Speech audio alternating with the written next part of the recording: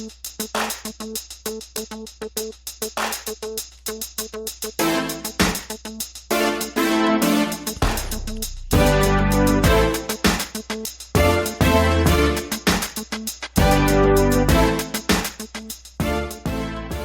and welcome to the Black Entrepreneur Blueprint Show.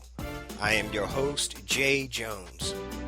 Black Entrepreneur Blueprint was created specifically to educate and inspire Black entrepreneurs to launch, build, and grow successful businesses. Join us as we help build an economic power base in the Black community by promoting business ownership. If you are currently an entrepreneur or want to be an entrepreneur, we invite you to join us every week here at Black Entrepreneur Blueprint.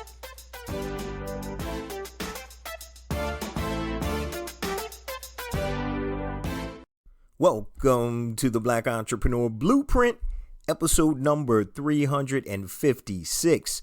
I'm your host, Jay Jones, and today we have another outstanding and informative show in store for you. Today we're going to be speaking with Ms. Jennifer R. Farmer. Now, she's the founder of Spotlight Public Relations, which handles a lot of major entertainers, and she also is the author of her second book titled First and Only, A Black Woman's Guide to Thriving at Work and Life. But before we jump into Jennifer's amazing entrepreneurial journey, I just want to share a few things with the BEB family. First and foremost, I want to welcome all first-time listeners to Black Entrepreneur Blueprint.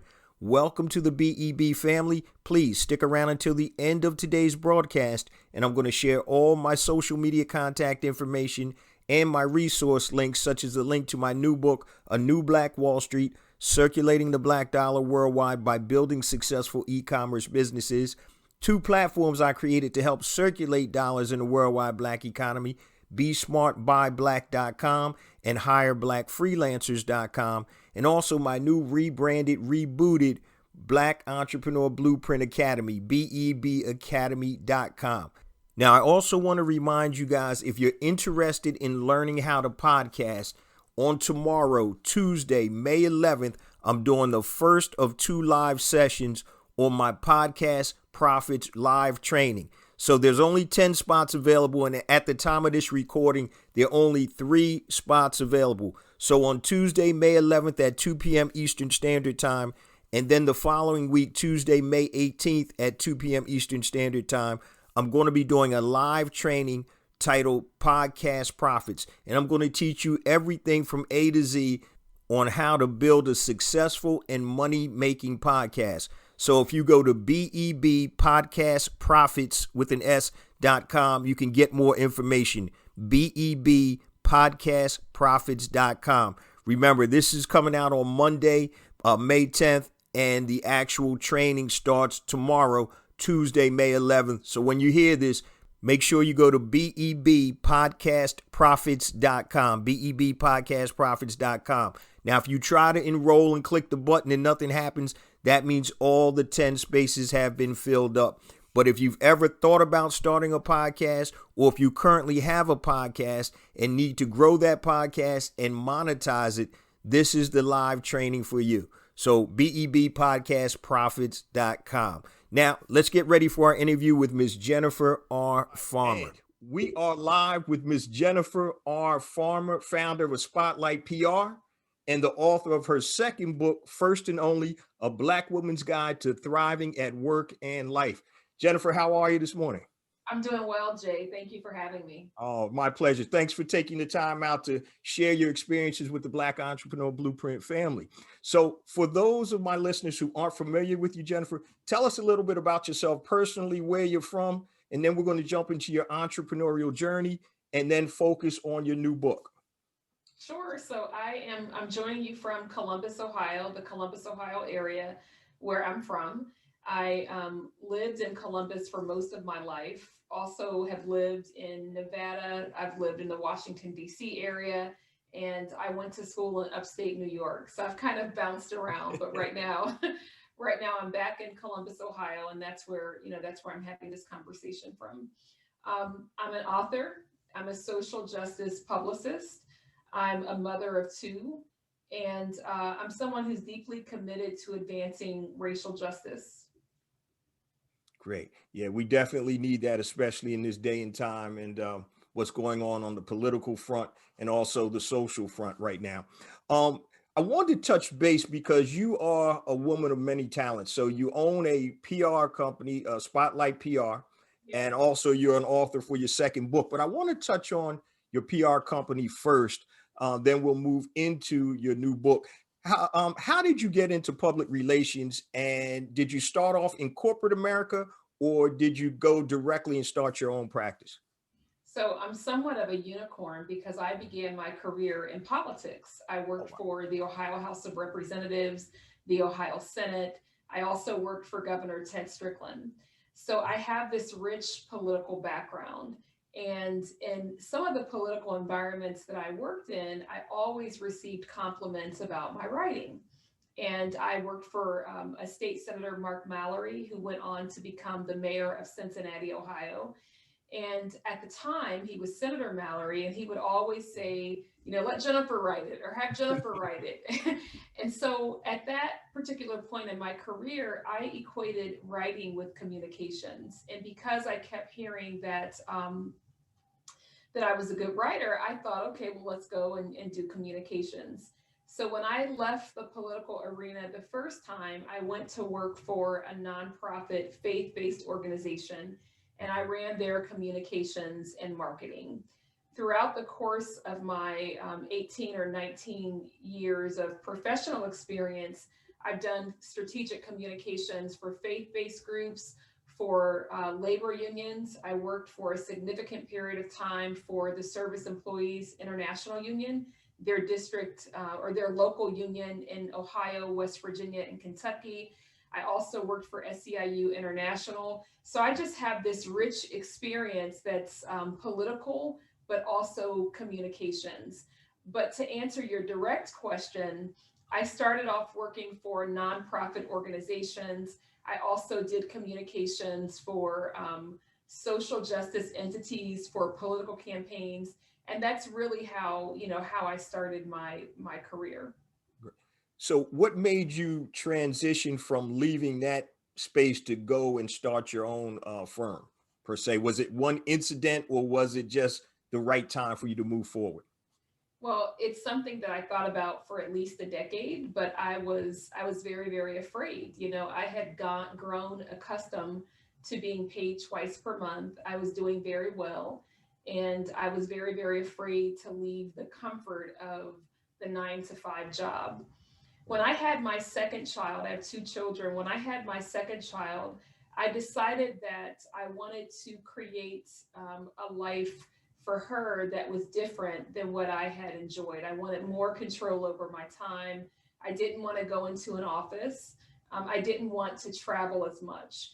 And so, really, the birth of my daughter pushed me into entrepreneurship because, like I said, I wanted to be as present as possible while still engaged with meaningful work.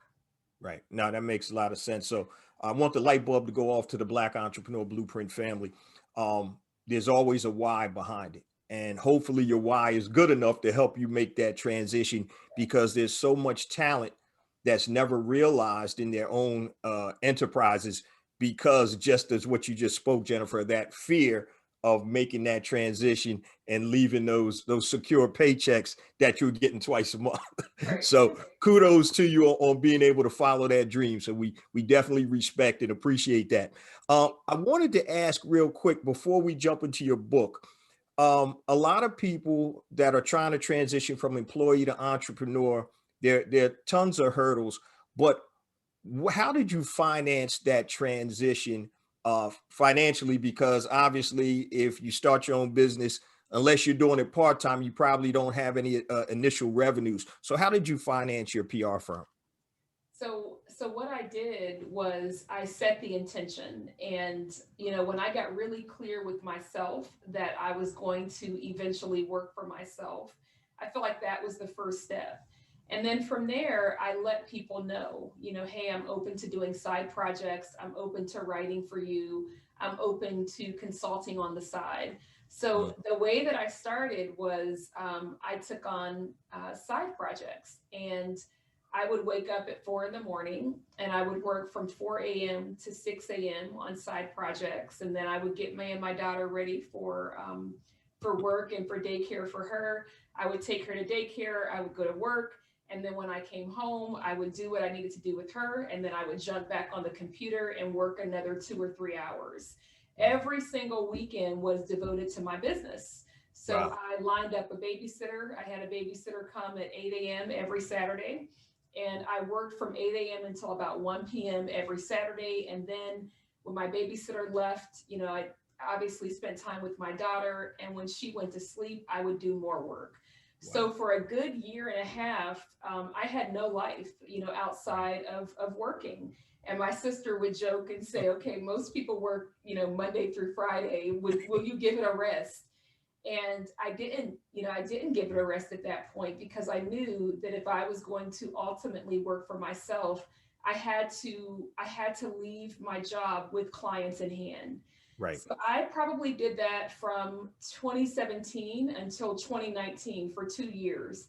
Oh, And then wow. in January 2019, I had the confidence. I had people lined up waiting to work with me.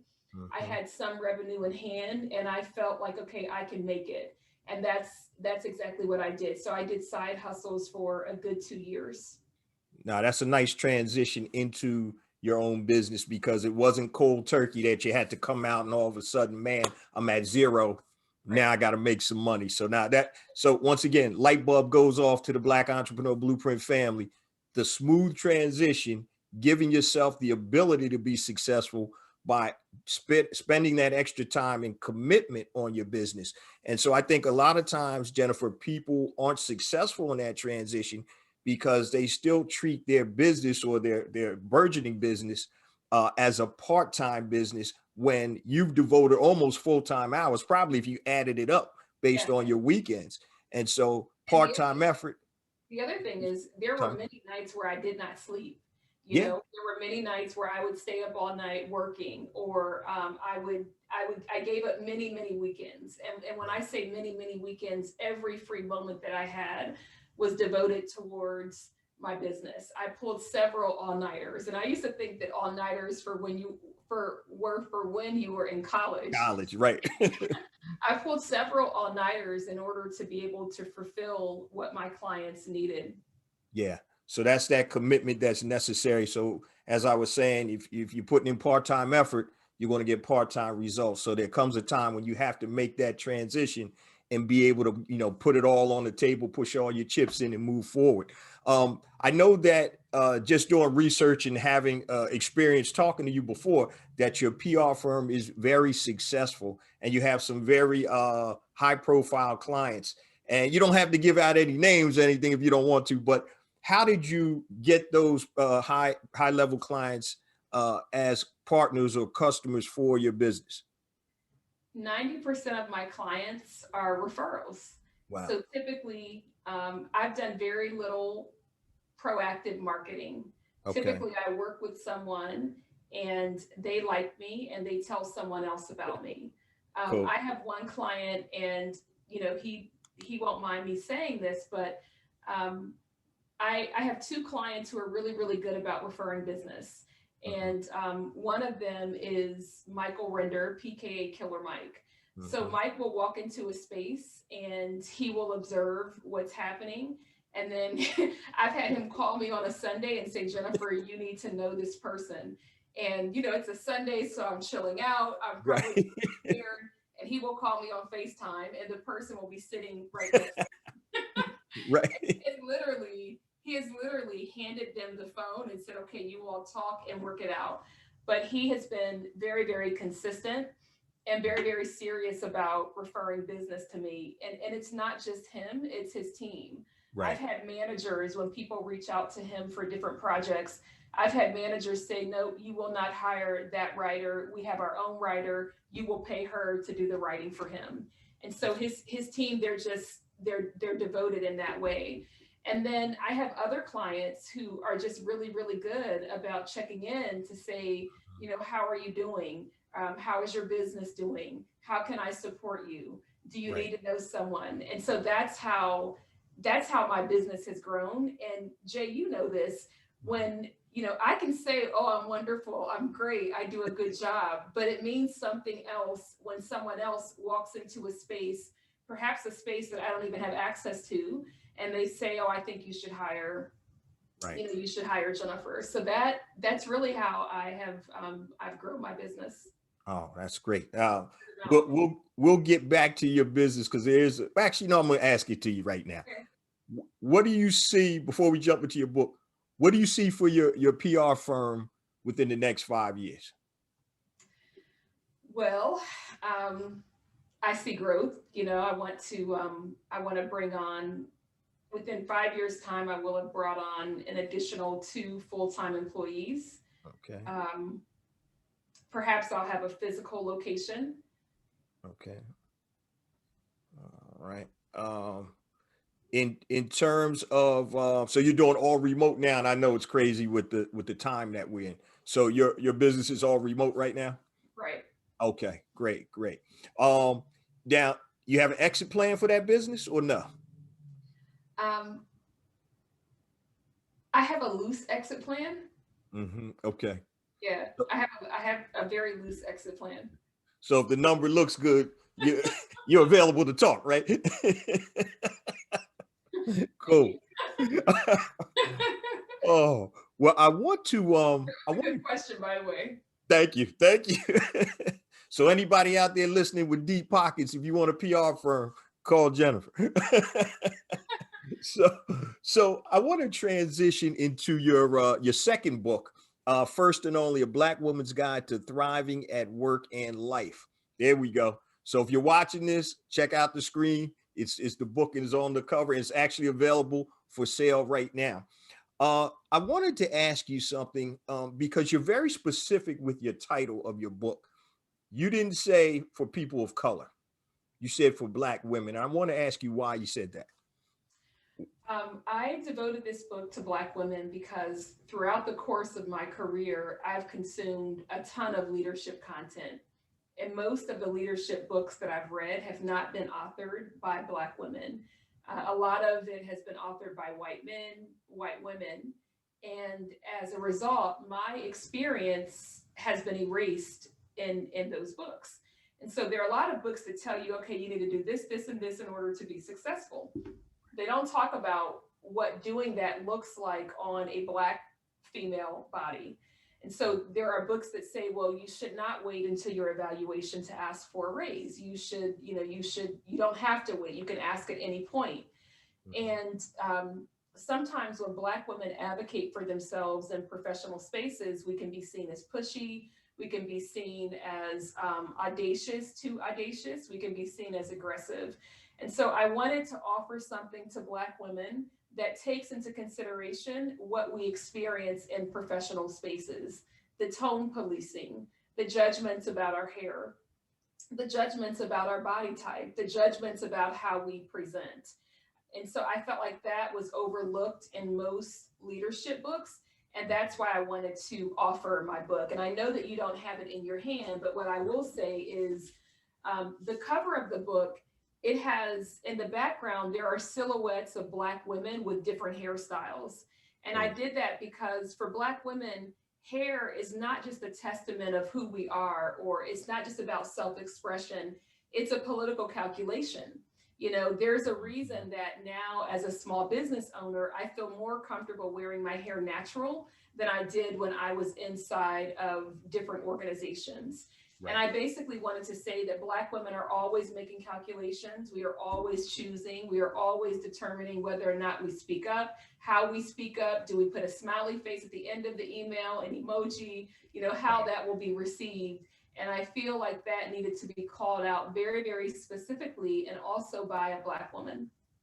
Yeah. And that's a great answer because I tell people that are not Black, it's exhausting sometimes having to understand and be on quote unquote code when you're in certain situations. Yeah. And I was at a restaurant. This was before the pandemic, and this is just an example. Because Black men, we're the boogeyman. We're scary, so we're we're predators or whatever people think, based on how the media portrays us. And I was at a restaurant with my wife and had to go to the restroom, and you had to go downstairs probably about 20 steps, and it was a long hallway back because the place was a catering business also. And so I get up to go down, and in front of me, probably about 10 paces, was an older white woman who was probably about 65, 67 years old. And the first thing that came to my mind is nobody else down there. Let me keep my distance Yeah. from her so I don't become, quote unquote, a threat. And she gets nervous and, calls or hollers out. And then you don't know what's going to happen after that. But, for people who that are non-Black that are watching or listening to this, it takes work. Trust me, just to be in our skin. And I don't have, the benefit of knowing what it's like for a Black woman. I got a wife, two daughters, sister, mom, and all that, but I can't experience that. So I really appreciate you sharing those types of stories and incidences and how to navigate that field as a Black woman when we're focusing or in different spaces. I was doing some research on you, Jennifer, and you talked about the word intentional Yeah. in one of the stories. What did you mean by intentional, and what are some of the benefits in being intentional, like with your time and other things? Um, so to everything that you just said, you're absolutely right. It takes a tremendous amount of work to live and to exist in this skin. With all its beauty, it's still work. And Right. when I talk about the importance of setting an intention, I tell my clients with every interview that you do, you need to set an intention for that interview. Why are you doing it? What do you want to convey? What do you want to get out of it? Even when we are thinking about how to pitch a story, I ask my clients sometimes, well, what do you want the headline to be? Well, when you know what you want, then you can take steps to get there. So for instance, if you're having an interview and you know that you want the headline to be X, Y, and Z, you say X, Y, and Z several times throughout the conversation to increase the likelihood that that point lands on the person with whom you're speaking. Right. And for me, when I think about intention in my life, it's like, okay, well, what's my intention for being here? What's my intention for this conversation? How does this person receive communication? And that will inform how I deliver, what words I say, what examples I use based on who that person is. When it comes to First and Only, my book, First and Only, A Black Woman's Guide to Thriving at Work and in Life, I wanted to intentionally speak to Black women. I am sure there are men, there are women of color, there are white women who will read the book and who will get something out of it. But I wanted Black women to feel seen. So many times we consume content and we have to find ourselves in that content. We have to fit our life experiences into what's available. And I wanted to offer something different. And so that's a little bit, what I mean when I talk about setting intentions and also being intentional. Now, I love it. I love it because people ask me about the title of my podcast, Black Entrepreneur Blueprint. And I had somebody ask me, they gave me a 1-star review on the podcast, the only one I ever got. Even I still got 5.0 on the podcast, but they said, oh, so this is only for Black people. And I'm intentionally Black because there's certain intrinsic things that we go through as Black entrepreneurs that other ethnicities probably don't have to deal with. So in saying that, what have you found are some intrinsic things specifically that Black women have to go through in the professional atmosphere that you address in the book? Well, we are constantly asked to prove ourselves. I don't care how long your resume is. I don't care how much education you have. I don't care who you know or who you've worked with. You walk into spaces as a Black woman, and you are often new spaces, I should say. There's an expectation that you need to prove yourself. I was brought in to help a team, and uh, I noticed that the guys on the team, they were treating me as though I was new to communications, as though I started last week. And they kept explaining things to me. And for a while, I didn't say anything. And then it got to the point where it's like, okay, this is ridiculous. And so I told the person, listen, I want to let you know that this is not new to me. I've worked in this field for a very, very long time. And while I'm teachable, the way that you are treating me suggests that, that I don't have the level of experience. Right. I've not only worked in this area for 18 years, I lecture at Johns Hopkins on this area. I've written a book on this area. So trust me, I understand. And it was only after I was that direct that that they backed off. So Right. it didn't matter who brought me to the conversation. It didn't matter the ideas that I was raising. I still had to prove myself in that setting. And I have found, as I talk to Black women, many of them can tell you the same. Even Right. if they could be a medical doctor and they still have to prove themselves. Right. And so that gets very exhausting and it gets very tiring. It's frustrating, but I talk about that in the book. And I talk about the importance of us being assured of our worth and not looking for validation from the spaces or even the people who we work with, because a lot of times there's such a bias towards Black women that you just will not get it. And Right. if you're waiting for it to come from, someone outside of yourself, that may never happen. And so I talk about that very candidly. So there's that. There's also the angry Black woman trope that, Oh yeah.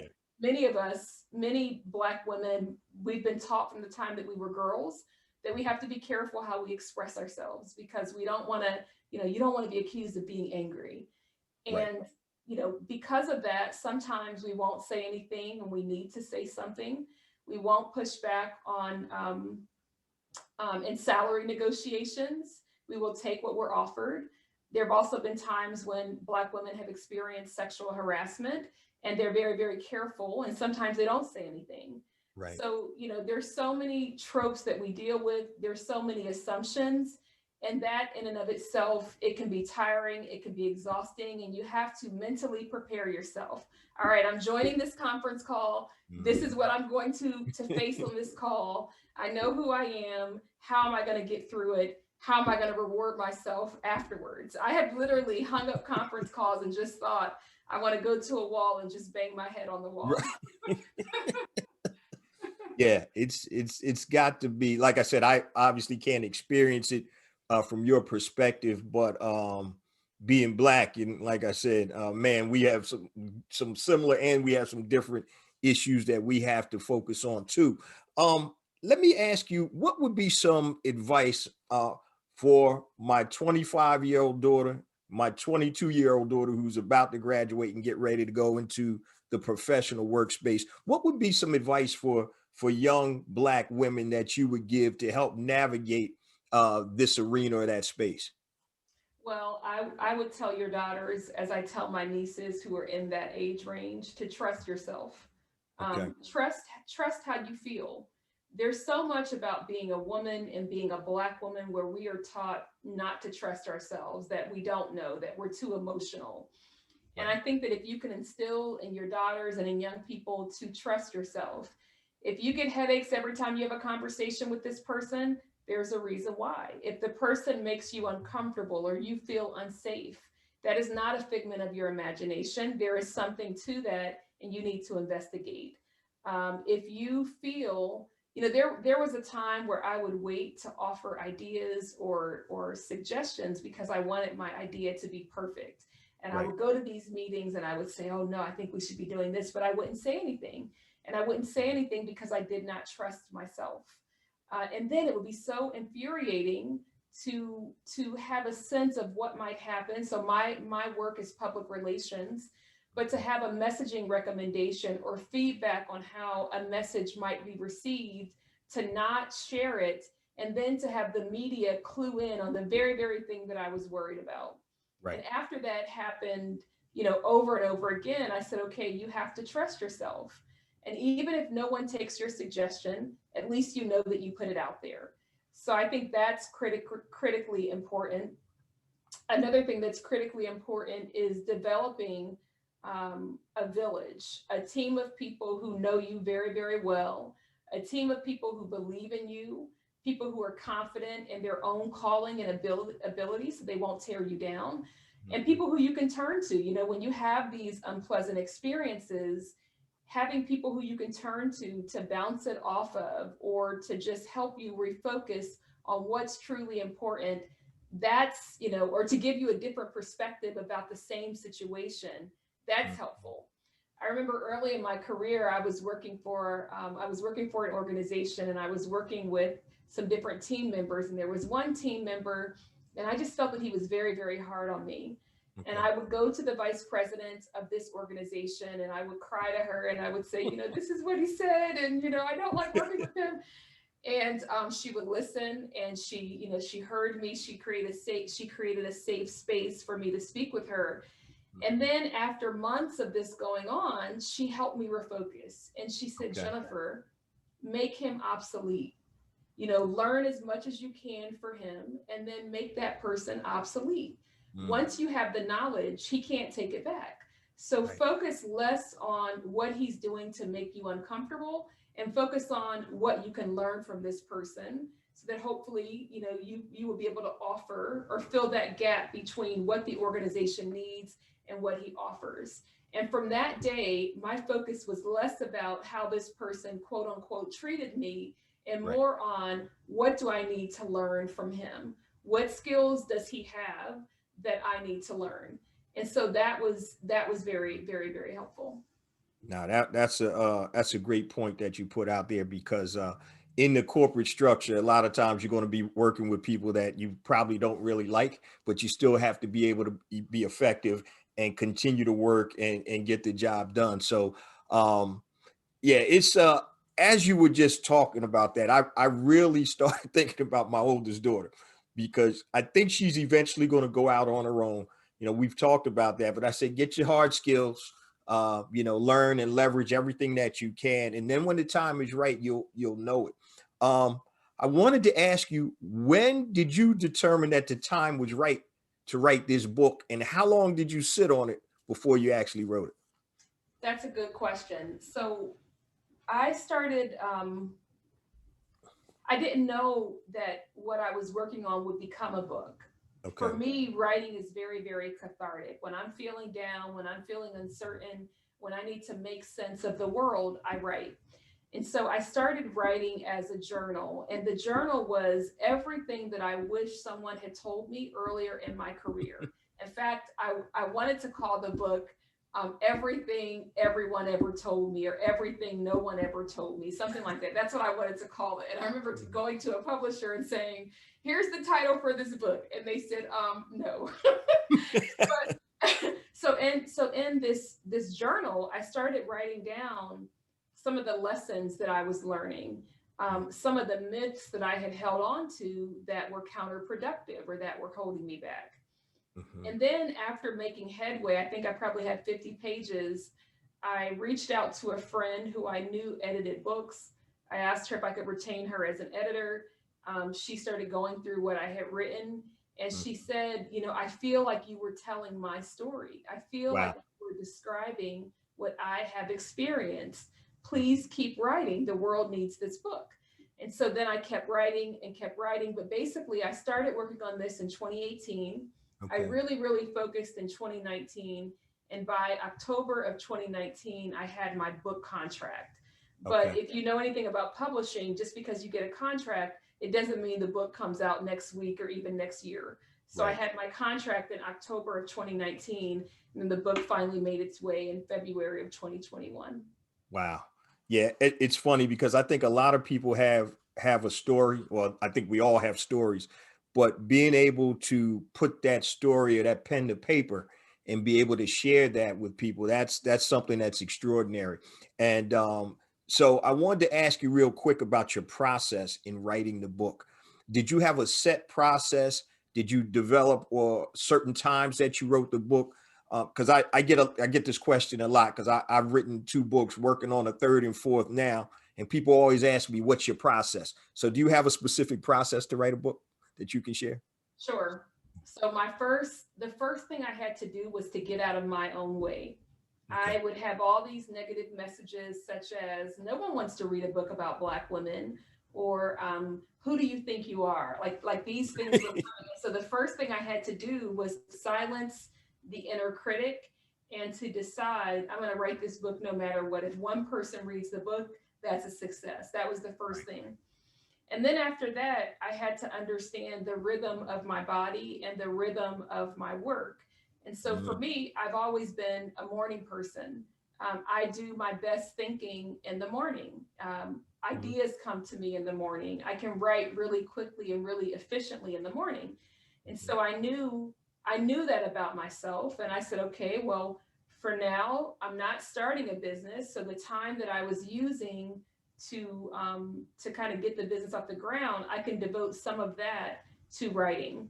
So maybe 3 or 4 days a week, I devoted that early morning slot to writing. And this is on Saturdays and Sundays too. So I would get up early, I would write for an hour, and then if I had work stuff I needed to do, I would do that, and then I would go on about my day. And then when different thoughts would come to me throughout the day, I would just make a little note of it so that I could come back to it and incorporate it later. The other thing that I did is I started listening to people who were prolific writers. So I listened to Stephen King talk about his writing process. I listened to Bell Hooks. Every January, I go through a Bell Hooks phase. Right. I listen and I read her book. That's how I start my year, consuming a lot of Bell Hooks. So I looked for people who were prolific, and I said, okay, if they can write 30 and 40 books, surely I can finish this, this one book. And then I started to really, really enjoy the process. I started to just fall in love with the process, and I released myself from self-judgment. I also would remind myself that the people who get published aren't always the best writers. They are the people who commit that they will not give up. And I just kept telling myself that over and over again. Don't give up writing. Even if today you got half a paragraph, come back tomorrow. And I gave myself a lot of grace. So I didn't say, okay, you have to write 7 days a week. I said, nope, you have to write at least 4 days a week, and you have to commit to at least an hour. And typically what happened is I would have to stop myself. I would get into a chapter, I would really be enjoying it. And then I would have to look at the clock and say, okay, you've got other things to do. You have to close, you have to stop for now. But that was basically my process. And I followed a similar process when I wrote my first book. Okay. Now it's funny because I wanted to ask you, are you old school? Do you write things down by hand? Do you type, or do you use dictation? You write? You type. Okay. Yes. Gotcha. But when notes or ideas come to me throughout the day, I'll use voice dictation, or I will just put a little memo on my phone, look up this or research this or expound on this. Right. Yeah. It's funny because I like to I don't write my whole book by hand, but I like to do my framework, my outlines, and then my notes. And then what I started doing, so this is a tip that I give a lot of people. So there's software out there like Dragon and other dictation software that you can go and talk your book. Now you're going to have ums and ahs and make mistakes, but then you go get that printed up and then you go in and start editing it down. So now you'll have something on the paper that you can work with, and then you can go in and fill it out. But it helped me create or write books a lot faster than the first book I wrote was literally all by hand. That's devotion. Then I went back and I typed it and I started having some edits, but I'm like, I'm never going to do that again. But I just wanted to see what your process was. Do you have any plans for any third book coming out eventually? Yes. I don't want to talk much about it here, okay. But I will tell you that I had a conversation with my agent, and we were talking about what I would write next. And she gave me an idea, and I laughed at her. Oh yeah. I'm sitting with a few ideas, and I will probably start writing again really soon. Cool. Let me ask you, has your book or books now, have they helped your PR practice? Yes. Okay. So my first book This is so funny because when I wrote the book, I thought, well, people are going to hire you to speak. So I Right. thought I was going to do the speaking circuit. Right. That's what I thought. And that's not what happened. I wrote the book and people said, oh, okay, so you're an expert on PR. Let me hire you. Wow. And I started, so the book really helped to kickstart my business because people said, okay, well, you have this book. Mhm. Can you do this for us? Or can you help me promote this? Right. And I worked really hard in the early days, but that book really, really helped me in terms of getting my foot in the door. So that book was really helpful. This book just came out, so I don't know. I don't know how it will help this business or a business that I might start in the future. But the difference between the two books is the first book I wrote about my profession and I wrote about some of the successes that I've had, from a communication standpoint. And I wanted to document it because people like me who support other people, often you will never know our names. Right. You see the people who we support, but you don't always see, the public doesn't always see the people who are behind the scenes. So Right. my first book, I had done a lot of work with Bishop William Barber, Mhm. and I wanted to document what I saw and I wanted to document that experience. And so that's really what the book was about. This book it's a part of who I am.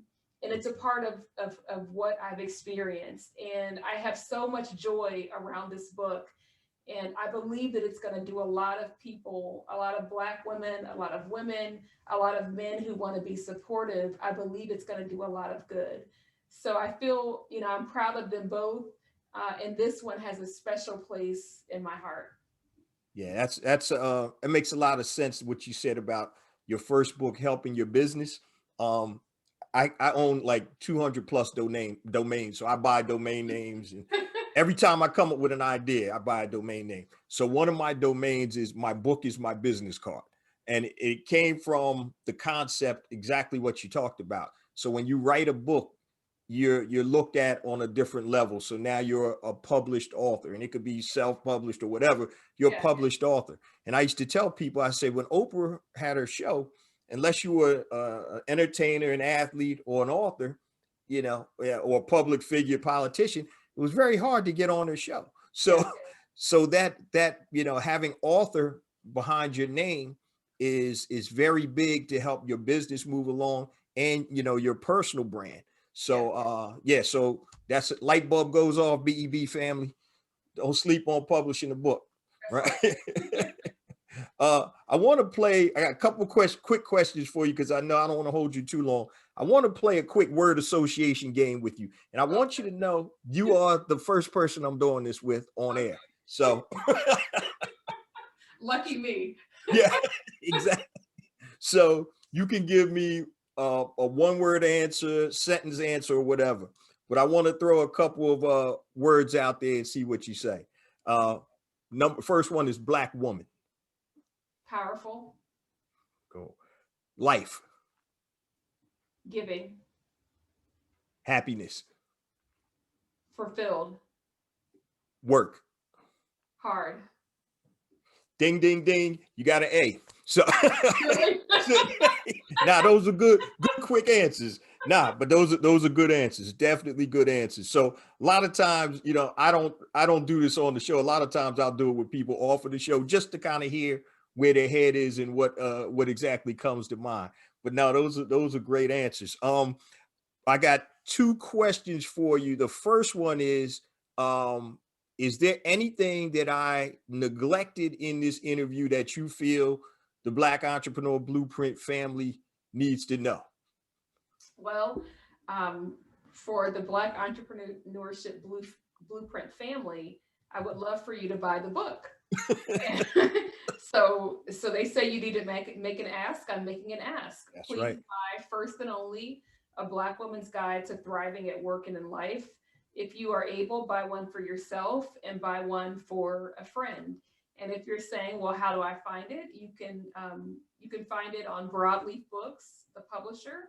You can find it in Target. You can find it in Walmart, any Christian bookseller, because technically this is a Christian book. I talk about my faith in the book as being a source of something that has sustained me. So it's a Christian book. So you can find it at Christian bookstores. You can also Google me, and it's on my website, and you can find it that way, jenniferrfarmer.org. All right. Okay. Is it not on Amazon? It's It's just on on your. Amazon as well. Yeah. So Okay. Okay.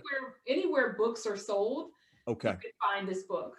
Okay. Great. All right. So we want to make sure, like we do always, family, support everybody that's on the platform. They're on here for a reason. Okay. So make sure, first and only, a Black woman's guide to thriving at work and life. Make sure you guys support Jennifer R. Farmer on that. Next to last question for you, Jennifer. If you had an opportunity to have a conversation with anybody living or dead, who would it be and why? Just one person? Just one person. Oh, that's a tough one.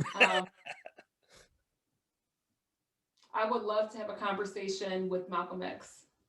All right. And why would that be? Because he demonstrated such growth and evolution throughout his lifetime, such discipline, and such a love for Black people.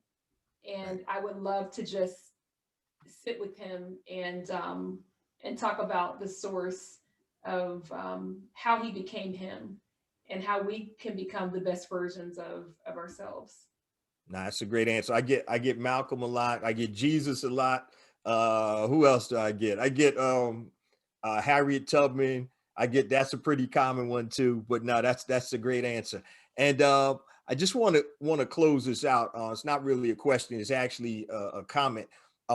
I want to personally thank you for sharing time with the Black Entrepreneur Blueprint family. Having connected with you several months ago with Killer Mike, and you were very responsive in terms of, hey, yeah, let's make it happen. So I definitely appreciate that. And I know if you're working with clients of that nature and that stature, that you're doing tremendous work. Do you have any room for any additional clients, or are you booked up right now? That was my question/comment. I'll be taking new clients beginning in April. Okay, gotcha. Now, if anybody who's interested in being a client, what's the standard procedure for them to reach out to you via social media or email? How would that work? So it's through my websites. There is a contact form on spotlightpr.org, and there's also a contact us form at jenniferrfarmer.org. So you can go to the contact form and send an email, and we would start the conversation that way.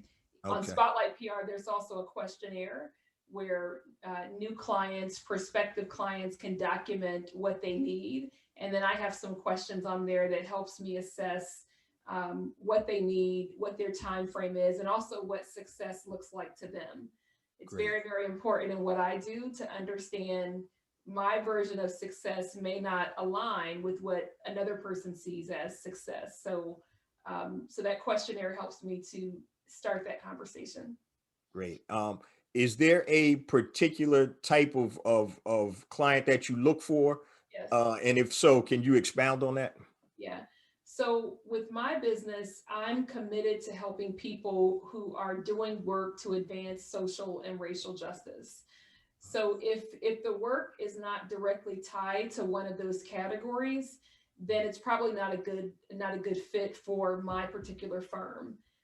So I work with people who are doing immigrant justice work, environmental justice work, racial justice, social justice. I work with leaders who are also deeply passionate about those issues. And they have a history of using their platform to advance and to advocate for those issues. Those things give me life. They make me feel that I'm having an impact. And as most business owners will tell you, they want to have an impact. And so Right. that's who I support.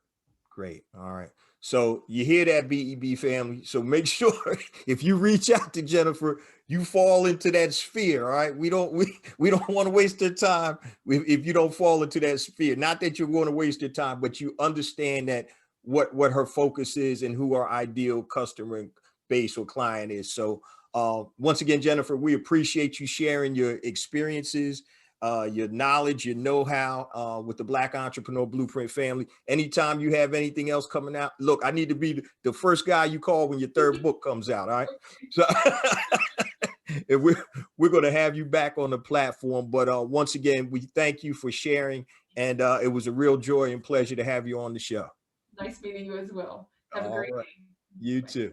That was an amazing interview with Miss Jennifer Farmer, the author of First and Only, A Black Woman's Guide to Thriving at Work and Life. Make sure you guys support Jennifer's book. Go to Amazon, pick it up. I've actually got 2 copies she sent for my daughters. I actually read it. It's an excellent read. So make sure you check that out. I want to give you guys a couple of takeaways about this interview. But before I do that, I want to share all my social media contact information and my resource links with the BEB family. First and foremost, I mentioned at the top of the show, my new book is out, A New Black Wall Street, Circulating the Black Dollar Worldwide by Building Successful E-Commerce Businesses. You can go to anewblackwallstreet.com. Pick yourself up a copy, $14.95 for the print version, $9.95 for the digital version. Now, if you need additional assistance building your successful, sustainable e-commerce business, I have a compatible flagship course titled Brand Builder Academy Elite. You can go to bbaelite.com, and this is a flagship program, which is a 14-week implementation program that takes you from ideation all the way to creating your products or services and selling on all your major platforms. So you can go to bbaelite.com and use the coupon code BBAELITE100 to save $100 off of that. I also mentioned at the top of the show my new rebranded, rebooted Black Entrepreneur Blueprint Academy. Go to bebacademy.com. All of my online trainings, resources, webinars, and courses except BBA Elite are in the Black Entrepreneur Blueprint Academy. You can try before you buy. You get 5 days free access to everything in the academy before you have to make an investment. So go to bebacademy.com. I also mentioned at the top of the show, guys, 2 platforms I created to help circulate dollars in the worldwide black economy. So if you are a black product producer and you want to sell your products to black consumers worldwide, upload your product information to besmartbyblack.com. It is free, and you can connect and sell your products to black consumers worldwide. Now, I didn't forget about you freelancers. If you do anything on Fiverr.com or freelancer.com, make sure you go to hireblackfreelancers.com, HIRE, blackfreelancers.com. Once again, it is free to upload your information, and you can connect with black consumers and black businesses that want to hire black freelancers. Now, you can find all of that information at BEB Connect, BEB Connect, which will take you to a page on the website, and all of those resources will be linked there on that website, along with my social media, which I'm going to give you right now. So anything long, family, you want to reach out to me, hit me by email, jjones@blackentrepreneurblueprint.com, JAYJONES@blackentrepreneurblueprint.com. Facebook, go type in Black Entrepreneur Blueprint, follow us there. Twitter, jjones001, JAYJONES001. Instagram, I have 2 Instagram accounts. You can go to my personal account, jjones4real, JAYJONES, the number 4, REAL, jjones4real. And also, you can go to Instagram, Black Entrepreneur Blueprint. YouTube, make sure you subscribe to the YouTube channel, family. I have additional content on YouTube that is not on the podcast. Yes, the podcast does come out every Monday morning, 5 a.m. Eastern Standard Time on YouTube and all your major podcast platforms. But go to YouTube, type in Black Entrepreneur Blueprint, hit that subscribe button. Also, LinkedIn, connect with me on LinkedIn. Just type in J Jones, Black Entrepreneur Blueprint. Also, Clubhouse. If you're on Clubhouse, follow me on Clubhouse at I am J Jones, at I am J Jones. Once again, all of this can be found at bebconnect.com. Now, let me give you some takeaways from this amazing interview with Jennifer R. Farmer. One of the first takeaways I want to bring up is something Jennifer mentioned at the beginning of the interview. She mentioned that she received compliments all the time about her writing when she was working in politics. And so I think we have to understand, guys, sometimes when people express to you that you're good at something, that's a talent that you have.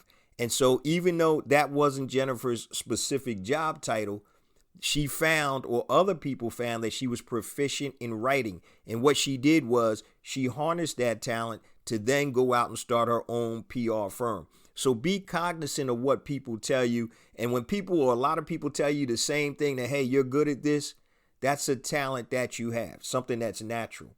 Another thing that I liked that Jennifer talked about was her hustle. You know, I always talk about, you put in part-time effort, you're going to get out part-time results.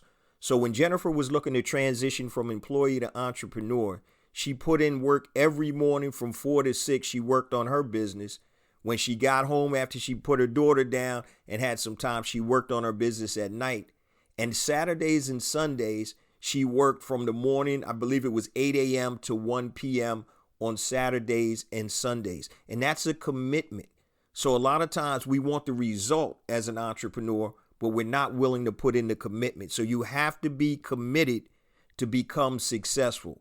And what I also like what Jennifer said was she did that for about 2 years. So when she left her corporate job, she already had clients at her PR firm. So she didn't have the added stress of leaving a job and a full-time salary and then have to worry about making money. Where was her next check going to come from? Because she had already planned it and made sure that she had clients before she left to start her own firm. And the last takeaway I want to talk about is something that Jennifer talked about early on in the interview also. It was her why. And many times as entrepreneurs, the why is just money. And if that is the only reason you're becoming an entrepreneur, I'm going to tell you right now, it's going to be harder for you to be successful. I think you need something a little deeper than that. And money basically is a tool. But Jennifer's why was that she wanted to spend more time with her youngest daughter. She wanted that freedom and flexibility to be there more and be able to work remotely. And so I think we really need to dig deep. A lot of times superficially, yeah, I need the money, but what does having the money mean to you? How is that going to impact and affect your life? And I think we really need to dig deeper when we find or look for our why. And so that was something I thought that was very important also. All in all, that was a tremendous interview with Jennifer R. Farmer. Once again, guys, make sure you support her. Check out her book, First and Only, A Black Woman's Guide to Thriving at Work and Life. Now, before we close on out, guys, I just want to remind you once again, if you're interested in starting a money-making podcast or taking your current podcast and monetizing it, make sure you join me tomorrow, Tuesday, May 11th, 2 p.m. Eastern Standard Time is the first session. And a week later, Tuesday, May 18th, 2 p.m. Eastern Standard Time is the second session. And you can go to BEBpodcastprofits.com.